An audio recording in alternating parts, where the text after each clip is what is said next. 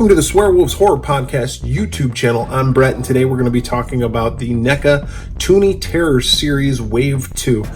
Yes, these have been out for a little bit of time. In fact, Wave 3 is hitting the shelves very soon, if not already out there in some of your Targets and comic book store locations. But this is Wave 2. Finally gotten around to opening these up and taking a look at them and reviewing them for this channel. If you recall, Wave 1 was Jason Voorhees, Freddy Krueger, and the two Pennywise clowns from the It movies, the 1991, and then the most recent It movies.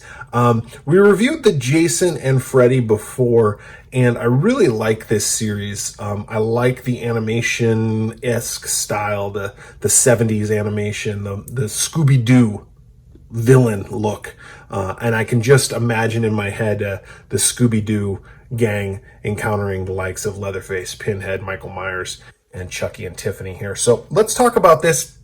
If you can see, I only have the 3 backdrops up here. That's because the Chucky and Tiffany one, A, didn't fit, and B, is just kind of this generic graveyard scene that I think was just, I don't know, thrown on there. It's not really anything that cool. It's not really specific to those particular movies, although I do think that they do spend some time in a graveyard in one of them. I don't know. Not a huge fan of that series of films, but let's start with these figures. First, we got Tiffany here, and you know, she's a cute little character here. I like the base on this because it's very, unlike Chucky there. You can set it down and you don't have to do much to it for it to stand, so that's good. I like how she has her hand on her hip and her arm out smoking a cigarette there. She's got a very cute look to her, and the leather jacket. There really is there's some head movement here, but she is blocked by her hair. If you can see that, her hair hits her shoulders, so she can only kind of barely move her head. But we have some arm movement right here, and then I guess some arm movement here, but you really wouldn't, like, the position of her arms, like there's none in the elbow, no movement in the elbow or the wrist. So the position of her arms really only lends itself to one way here. So that's kind of how you would have to pose it or keep it posed. So that's Tiffany. I like that little character. Next we got Chucky himself. As you can see, Charles Lee Ray, I believe, was the name of the character when he was in his human form, but he is Chucky. He does have a little bit of head movement, again with the long hair and this stiff mold of the hair hitting the shoulders. He can only move it a little bit. He does have arm movement, and both arms just at the shoulder and nothing else. No feet movement and no hips. He does have the ability to hold this weapon, as you can see, this tiny little cartoon-like dagger. So we will put that in. All right, so got the dagger in there. It's a little bit of a tight fit, but you can see there. Now, I don't know what's going on with the paint on this one. It looks a little haphazard around the hand there, but I mean, maybe it's because, well, it's not on this one. I was gonna say maybe it's because he's all beat up. But if you can see, it's a little like the paint didn't cover the mold fully. Like the mold is blue and then they painted over it, but then it got worn off. These were just open like 2 minutes before I started filming, so it's not because they've been played with. But, you know, that doesn't bother me that much. I mean, this is a caricature of a character in a horror movie, so it's nothing too big here. But you can see that this Chucky is probably from part 4, the Bride of Chucky. I mean, hence the reason why Tiffany's in there. So he is all beat up and gnarled and sewn back together. You know, just a cute little figure. Nothing too spectacular about it. Like I said, I'm not a huge Child's Play fan, so it's not anything that I'm like, oh, it has to be perfect. It's Chucky. You know, the one thing I'll say about this figure that I don't like is the fact that he's got these 2 little feet, and one of them is slightly bent, so it looks like he's maybe walking or taking a step, which is fine, but he doesn't stand. Of course, he stands now, but you have to find that right pose for him to stand properly. And what I did was I moved his arms a certain way so the weight is distributed a certain way, but any slight movement and he's going to fall down. So you might want to get some kind of stand, or they sell like this clay, this reusable clay that you can put at the bottom of the feet of these little characters that don't stand that well, and then you can just stick it to them if you want to display it like that out of the package. So we're going to move on from Chucky and from Tiffany. I think of the 2, though, I like Tiffany the best. I think she actually is one that I like the best out of the 2 of those. Okay, so let's move to these 3. Now, these are the 3 main ones that I think horror fans, and not that nobody's a fan of Chucky, because there certainly are a lot of people out there, but these 3 are kind of the reason why I got this series. Let's start first with Leatherface. All right, so this is a massive character. It's got some bulk to it, got some weight to it. I like it. I like the cowboy boots. He's got the big, like, Gunnar Hansen cowboy boots. Gunnar Hansen was obviously the actor who played Leatherface in the original 1974 Texas Chainsaw Massacre. Got the apron on. It's all molded on here. His head can move from side to side. In fact, he really has no neck to speak of. He's a hunchback, so his head will rotate kind of upside down. Obviously, you wouldn't have that, but he can look from left to right. He does have some movement in his elbow that will allow this, and then movement in the shoulder, which will allow this. Again, the same shoulder movement on his right arm. However, oh, yep, we do have some movement, just a little sticky on that in the left side. No movement at the hips. As you can see, it's blocked by the mold here, and no movement in the feet or the legs at all. But that's all right. He does stand really well, just like that. Very low center of gravity. He's hunched over like he's going to attack. He also has this awesome backdrop here, which is, of course, the door that would first meet Leatherface he's coming out of. He does come with a chainsaw. This is a just molded, cartoony looking chainsaw here. So let's go ahead and get that in his hands. All right, so we got the chainsaw in his hands. It did take a little bit of effort to do that. His hand, Leatherface's hands are really molded tightly, like in a C shape like this. And you have to pry the fingers open, and then they want to snap right back, which I actually do appreciate because it means he'll hold on to the weapon really well, as you can see right there. But you can see kind of what I had to do is really pry those fingers open and then get them in there. But I think this is an okay pose for him right there, the way it's being handled. So I really like the looks of that character. I really think the backdrop is cool. The chainsaw accessory is cool, and just the whole figure, the looks of the whole figure is very nice. Moving down the line, let's talk about Pinhead from Hellraiser. Pinhead is, of course, the leader of the Cenobites.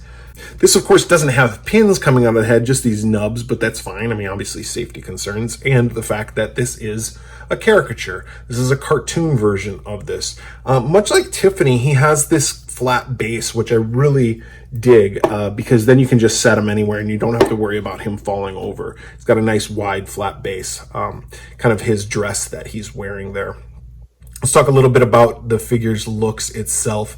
He's got some implements of destruction right here, and of course, this S&M bondage type outfit that he has going on right here, which is really cool. His hands are formed. He does have some movement in the shoulders and in the elbows. And his hands also do turn at the wrist, but you're not going to be able to bend them any other way at the shoulders.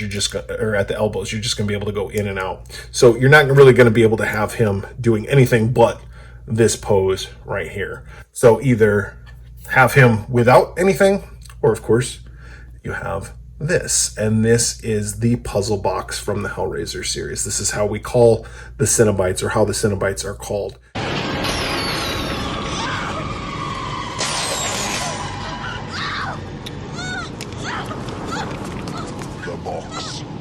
You opened it.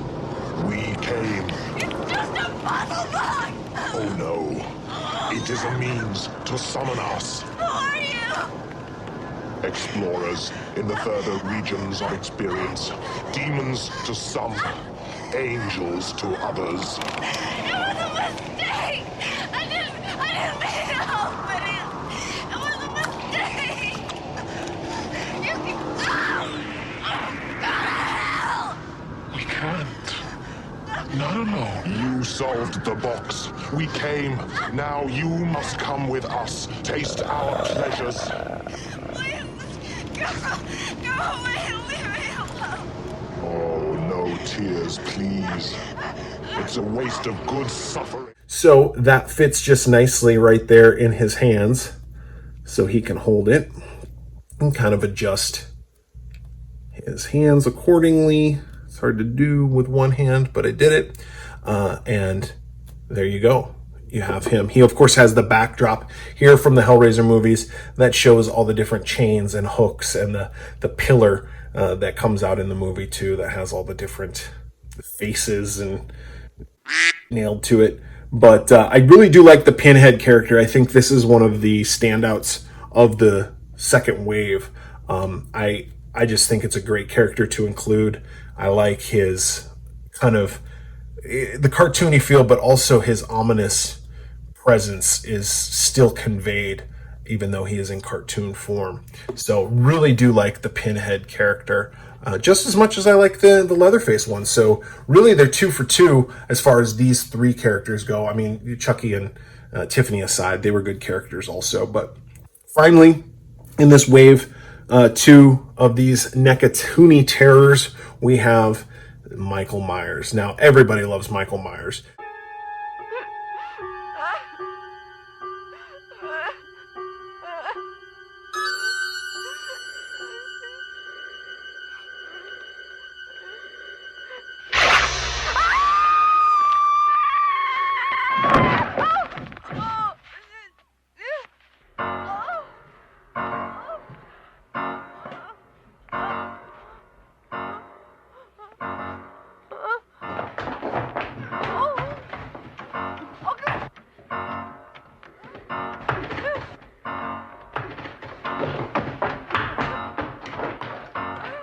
This character right here, this is straight out of Scooby-Doo.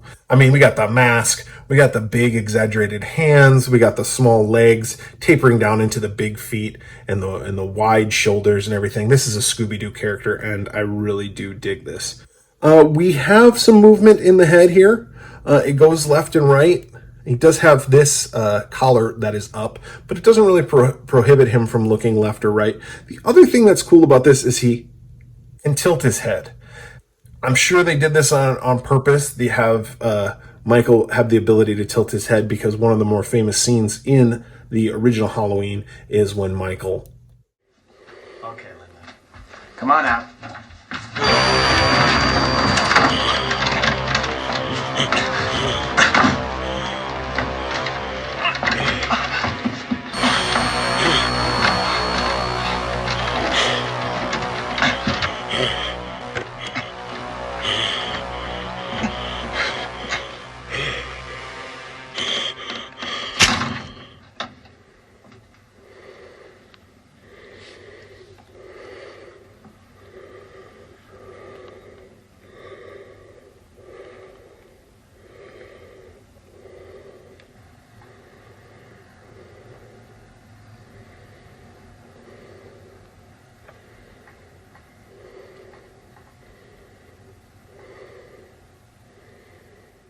We do have some movement at the shoulder.